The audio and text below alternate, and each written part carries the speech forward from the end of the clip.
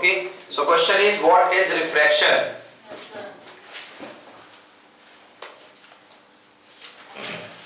तो हम लिखिए when a light traveling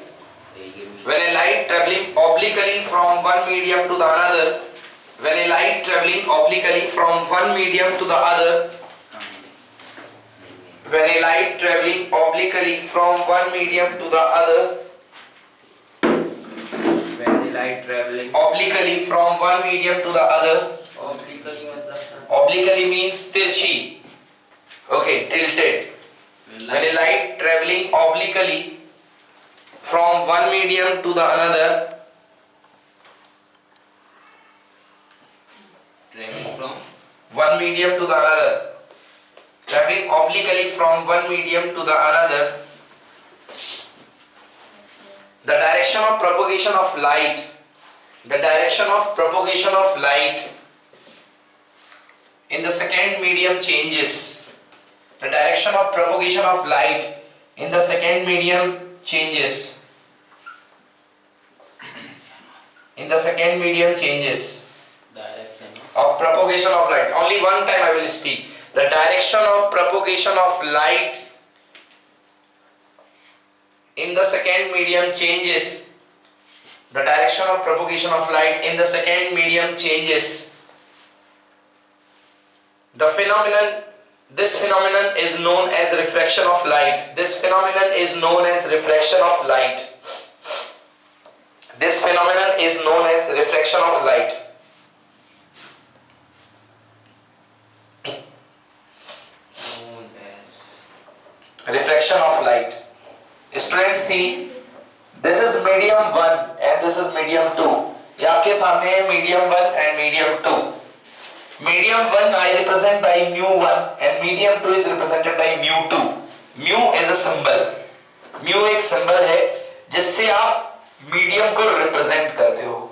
Actually आप medium को नहीं represent करते हो, आप medium की एक property को represent करते हो. मीडियम की कौन सी प्रॉपर्टी? मीडियम की वो प्रॉपर्टी जो लाइट पे डिपेंड करती है. मीडियम की वो प्रॉपर्टी जो लाइट को इफेक्ट करती है, जो लाइट को प्रभावित करती है, जिसकी वजह से लाइट डेविएट होती है. डेविएट होती है मतलब अपने रास्ते से भटकती है. अलग अलग मीडियम लाइट को अलग अलग भटकाव देते हैं, अलग अलग तरीके से डेविएट करते हैं, अलग अलग जगह पर जाने देते हैं. मीडियम की इस प्रॉपर्टी को हम बोलते हैं रिफ्रैक्टिव इंडेक्स. मीडियम की इस प्रॉपर्टी को हम बोलते हैं रिफ्रैक्टिव इंडेक्स. फॉर एग्जांपल, अगर आप बात करो कांच की और आप बात करो पानी की, तो आपके पास पानी है तो पानी का रिफ्रैक्टिव इंडेक्स होगा म्यू डब्ल्यू. और अगर आपके पास कांच है तो म्यू जी, म्यू ग्लास. ये रिफ्रैक्टिव इंडेक्स है. मैं सब कुछ बता रहा हूं, लास्ट में आप क्वेश्चन करेंगे. Mu means refractive index of water. G means refractive index of glass. Refractive index हमेशा एक रिलेटिव क्वांटिटी है. अगर कभी कुछ नहीं लिखा है इसका मतलब आप रिफ्रैक्टिव इंडेक्स एयर के रिस्पेक्ट में ले रहे हैं. किसके रिस्पेक्ट में? एयर के रिस्पेक्ट में. तो इसका पूरा नाम होता है A म्यू W. इसका पूरा नाम होता है A म्यू G. ये एक रिलेटिव क्वांटिटी है. A mu W upon A mu W A mu G. This is called refractive index of glass with respect to air.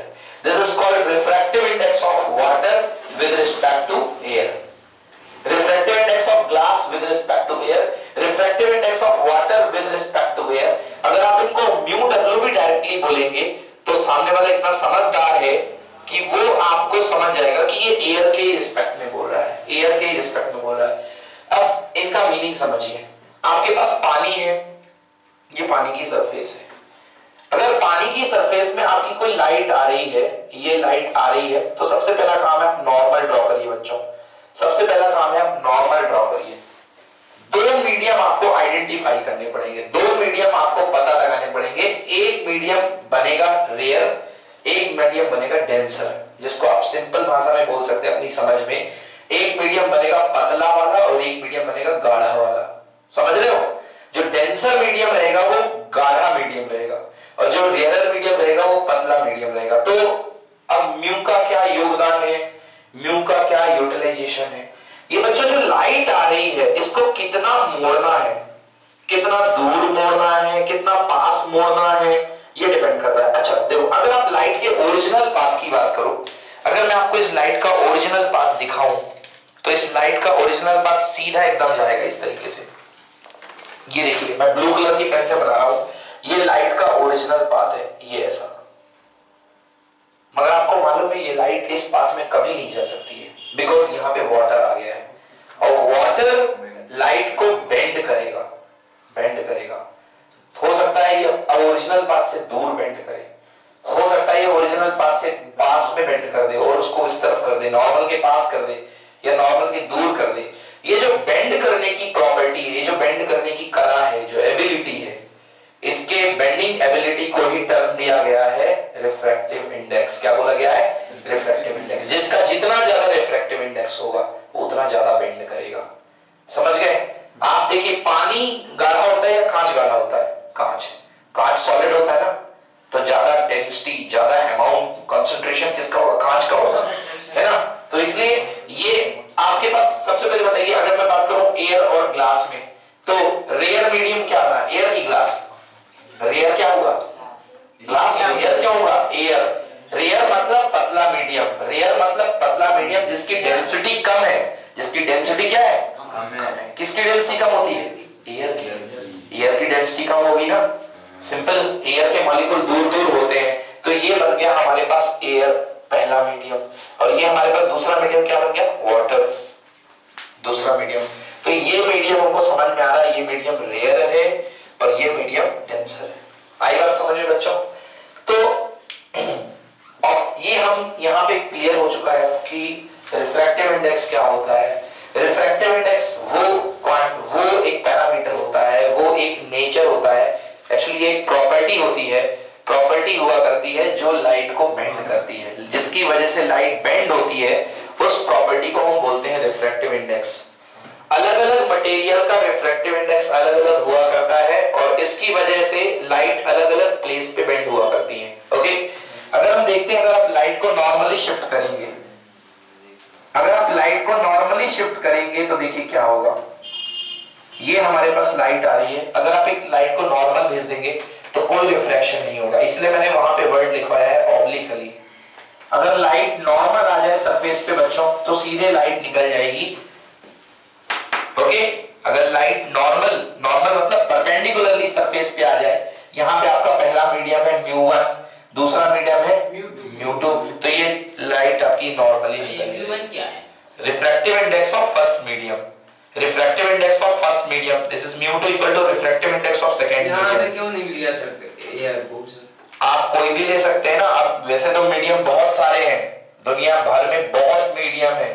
आपकी लाइट अगर पानी से ग्लास में जा रही है, ओके, तो मीडियम तो आप कुछ भी चेंज कर सकते हो। पहला मीडियम बेंजीन सॉल्यूशन, दूसरा मीडियम केरोसिन का तेल, तीसरा मीडियम शक्कर का सीरा, glucose water, different different medium हो सकते हैं। तो एक कॉमन नाम मैंने दे दिया म्यू1, दूसरा मीडियम का नाम म्यू2।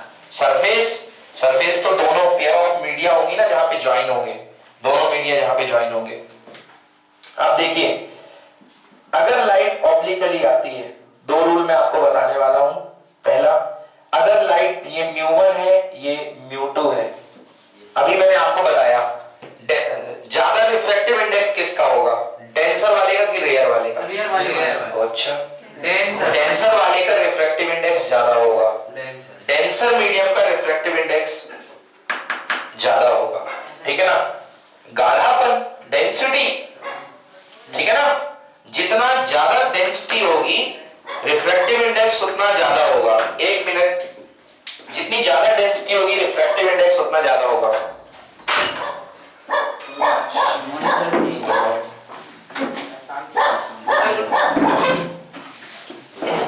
चीयर्स दे दो इनको।